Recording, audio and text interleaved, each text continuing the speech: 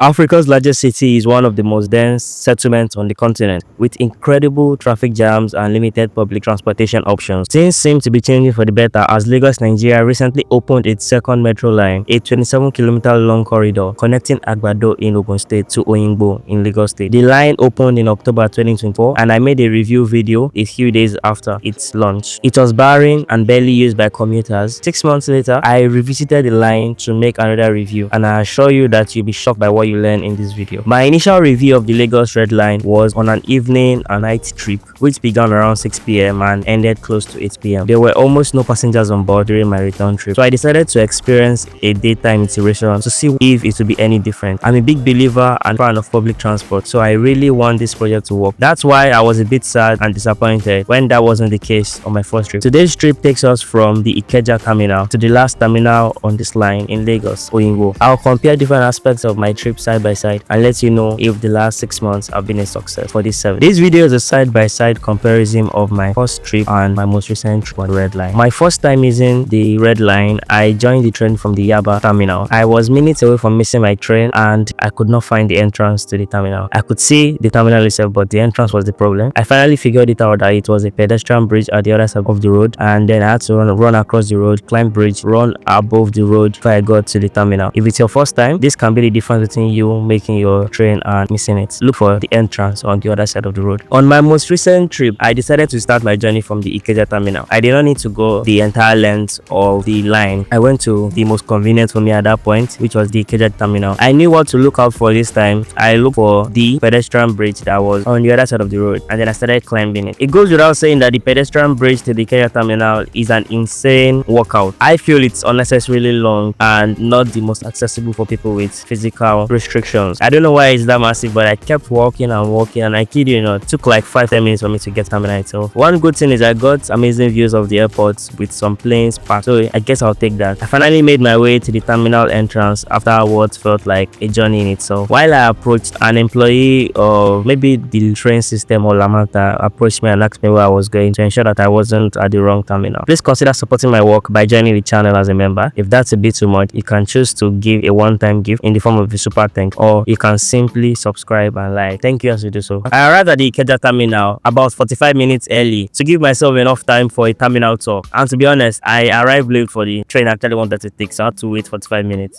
I realized that I didn't have the time to give a terminal tour on my last video, so I decided to take the time to go around the terminal and show you what to expect when you come here. It's safe to say that the terminal was empty. While it was very empty, it's obvious that it was built with the future in mind.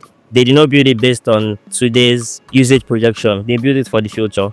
I sat around for a while. I was offered a plastic chair by one of the workers there, and I sat around for a while. I decided to go check the toilet out. I used the toilet. Everything was clean. The water runs well, and somebody that either worked there or just there helped me locate the toilet. While I waited for the train, I realized that there were lots of standing fans but no AC, and these standing fans were all working. Who knows, there might be central air conditioning, but why use it when there was literally just one person in the terminal at that point, or one paying customer? On my first Lagos Red Line trip, one thing that really stuck out to me was how professional and excellent the personnel were. The customer service was great on my first trip. Everybody I met was more than willing to help. Somebody even helped me go across the terminal in Agbado just to check out and check in again. It was perfect. My experience 6 months later was quite similar, but one thing that stood out to me was that for the first time, the workers actually stopped me from filming. When the train arrived, I was trying to film the train and they were like, that's not allowed yet. The last time, a worker actually helped me position myself to get a better angle of the train. So the customer service is still great, but the Nigerianness is seeping through. After what felt like an eternity, time finally came for me to go to the platform to board the train. The train wasn't there. It was scheduled to leave by 9:33. So by 9:27, I was ushered forward and I scanned in with my cowrie card. It's safe to say that this experience was very smooth because it was literally just me. I walked fast and I walked down to the platform itself.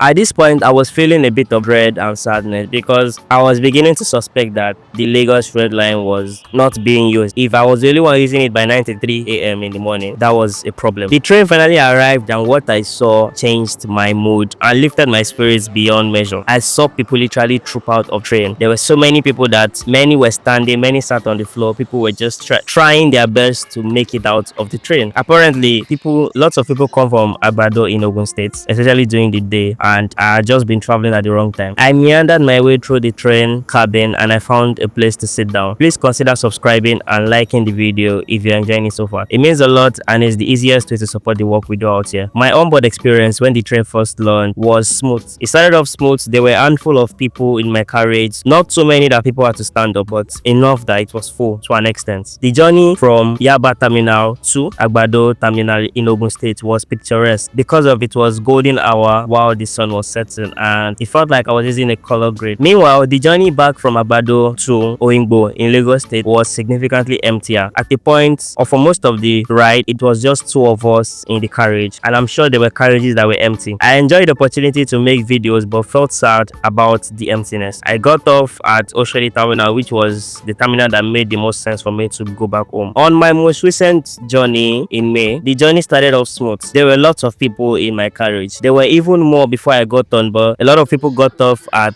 Ikeja terminal. So yeah, there were lots of people, but not so many that there weren't seats left. There were a few seats left. It wasn't ideal for filming, but I had to position my phone in a way whereby it did not look like I was being obvious. Lagos is such a camera phobic place, and if anybody's face showed, I always blur them out either way. This journey was mostly for people starting their trip in Agbado and ending it somewhere before the last stop. The farther we got and the farther we traveled, the more people got off at every terminal. The cabin became emptier and filming became easier. Obviously, I became warier about filming because I had been told not to film by an employee at the Ikeja terminal. Nothing out of the ordinary, nothing special. It was a basic city metro experience. You get in, you sit down, the train travels for a while, stops at the terminal, picks up people, drops people, travels. It wasn't anything out of the ordinary. It was a very standard experience. By the time we arrived at the last terminal, which was Agbado terminal, we were significantly less, but still a handful of people. What should you expect when you get to your destination? On my first trip, I didn't get to the end of the line. I stopped at Oshodi terminal. When I got off the train, it was about 7:30, somewhere between 7:30 and 8 p.m. I decided to wait while the train pulled out so I could video it pulling out. An employee came up to me, asked if everything was okay and if I needed help, and walked away. When the train had left, I walked up to Oshodi terminal 3. I checked out, which was putting my carry card, and I got more help from the workers as I walked through the terminal out into the streets. On my most recent trip, I got to the end of the line in Oyingbo. I did not need to, and it was a bit inconvenient for me finding my way back, but we all got to the end of the line. The train stopped because that was literally the end, and we all had to walk up a flight of stairs to the terminal exit. The way these terminals are built, they are built around existing infrastructure, so you have to go up, go down a lot. My card and everybody else's card got scanned as we exited the terminal, and I was impressed to see that there were walking escalators that took us down the terminal. What changed in the last 6 months, in my opinion? I love the fact that more people are using the service. I had watched other videos from other creators on this platform, and I saw that when the train first launched, people weren't really using it. Although most videos were from the night trips, but people weren't really using it. More people are using the train now, which is always a plus. The personnel are still amazing, I'll have to give them that, but they have become more camera phobic, which is unfortunately one of the signs that the good days might be behind us. But